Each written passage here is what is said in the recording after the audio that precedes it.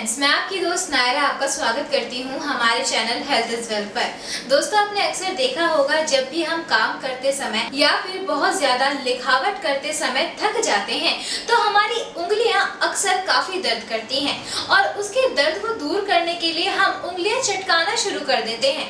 आपने अक्सर अपने घरों में देखा होगा कि जब भी आप उंगलियां चटकाते हैं तो उस समय आपकी मदर या फिर फादर आपको टोकते जरूर होंगे कि उंगलियां नहीं चटकानी चाहिए।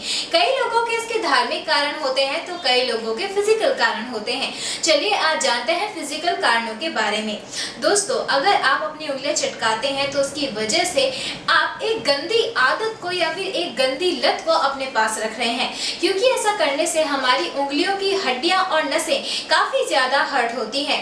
इसीलिए इस आदत से बचने के लिए आपको अपने हाथों को बिजी रखना चाहिए। ज्यादा से ज्यादा काम करिए और अगर आपको लगे कि आपके हाथों में थकावट है तो आप हाथों की कोई और मूवमेंट कर सकते हैं या फिर गर्म पानी के अंदर अपने हाथों को थोड़ी देर के लिए डिप कर सकते हैं।